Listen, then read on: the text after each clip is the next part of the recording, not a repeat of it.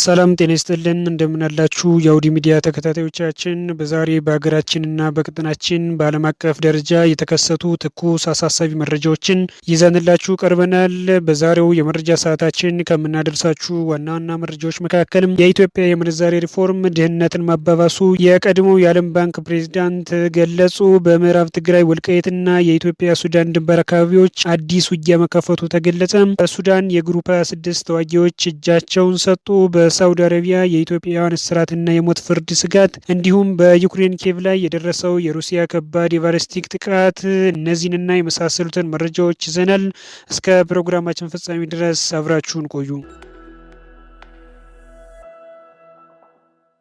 የቀድሞው የዓለም ባንክ ፕሬዝዳንት ዳቪድ ማልፓስ በቅርቡ በአሌን ፊሸር መታሰቢያ መድረክ ላይ ባቀረቡት የፖሊሲ ጥናት በኢትዮጵያ የተደረገው የብር መዳከምና የውጭ ምንዛሬ ማሻሻያ ድህነትን በከፍተኛ ሁኔታ ማባባሱን ገልጸዋል። ማልፓስ እንደተናገሩት ከሆነ በተለይም በብር ደሞዝ የሚከፈላቸው ዜጎች ገቢያቸው እጅግ በመቀነሱ ለእንግልት ተዳርገዋል። በተቃራኒው ደግሞ ጥቂት ቡድኖች የውጭ ምንዛሬና የሀገር ውስጥ ብድርን በልዩ ሁኔታ ማግኘት በመቻላቸው ተጠቃሚ እንደሆኑ ጠቁመዋል። የኢትዮጵያ የእርሻ መሬት፣ የተፈጥሮ ሀብት፣ የውሃ ተስማሚና አየር ንብረትና የሰው ኃይል አቅም ያላት በመሆኗ ትልቅ እድገት አቅም ያላት ሀገር እንደሆነች ያመላከቱት ማልፓስም የዓለም ባንክ በሀገሪቱ ወደ 200 የሚጠጉ ፕሮጀክቶችን በገንዘብ መደገፍንና 43ቱ አሁንም በሂደት ላይ እንደሚገኙ ገልጸዋል።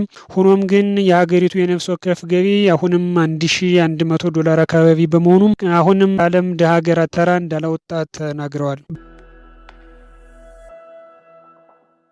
በሌላ ማህበራዊ ዜናችን በሳውዲ አረቢያ የጸጥታ ኃይሎች ባለፉት 6 ቀናት ባካሄደው ዘመቻ በሺዎች የሚቆጠሩ ሰዎችን ያሰሩ ሲሆን ከነዚህም መካከል 5 በመቶ የሚሆኑት ኢትዮጵያውያን መሆናቸውን የሀገሪቱ ጋዜጦች ዘግበዋል። ፖሊስ ድንበር በህገወጥ መንገድ ማቋረጥን፣ የመኖሪያ ፍቃድና የስራ ህግጋትን በመጣስ የተጠረጠሩ 14154 ሰዎችን ያሰረ ሲሆን ከነዚህም ውስጥ 1418 ሰዎች በወሰኑ ቀናት ብቻ የተያዙ ናቸው። በተጨማሪም በአሁኑ ወቅት በሳውዲ እስር ቤቶች የሞት ፍርዳቸውን የሚጠባበቁ እስከ 200 የሚደርሱ ኢትዮጵያውያን እንደሚገኙ ቢቢሲ ከራሳቸው ከፍርደኞቹ አነጋግሬ ተረድቻለሁ ሲል ዘግቧል። የፖለቲካና ወታደራዊ ውጥረት እንደቀጠለ ነው። የትግራይ ባለስልጣናት ባወጡት መግለጫ የኢትዮጵያ ፌዴራል መንግስት በምዕራብ ትግራይ ዞን በሽረሪ አቅጣጫ አዲስ ወታደራዊ ጥቃት ከፍቶብኛል ሲሉ ከሰዋል።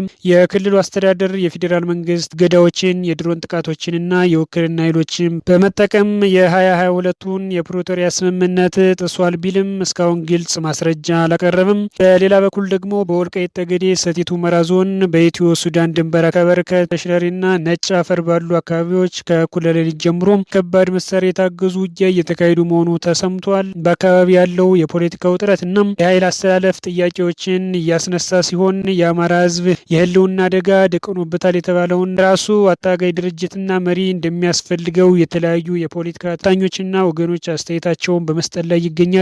በብልጽግና ፓርቲ ተዋቅረው የብሔራዊ ምክክር ኮሚሽን ተጽዕኖ ፈጣሪዎች ባላቸው መመዘኛ ያካተታቸው 97% ተሳታፊዎች በፓርቲው የተጠቆሙ ናቸው በሚል ገለልተኛነቱ ላይ ጥያቄ እያስነሳ ይገኛል።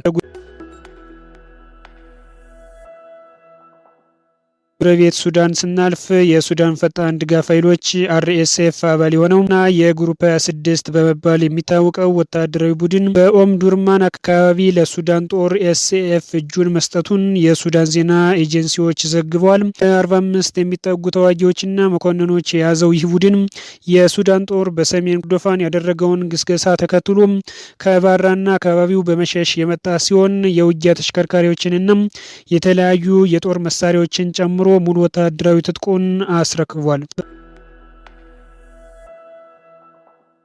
በመጨረሻም በዓለም አቀፍ ዜናችን ሩሲያ በዩክሬን መዲና ኪየቭና በዙሪያዋ ባሉ አካባቢዎች በፈጸመችው ከባድ የባለስቲክ ሚሳኤል ጥቃት የ9 ሰዎች ሕይወት ሲያልፍ 28 በላይ ሰዎች መቁሰላቸውን፣ 18 የመኖሪያ ህንፃ፣ ትምህርት ቤቶች እንዲሁም በሊታኒያ ኤምባሲ ህንፃ ጉዳት እንደደረሰባቸው ተገልጿል።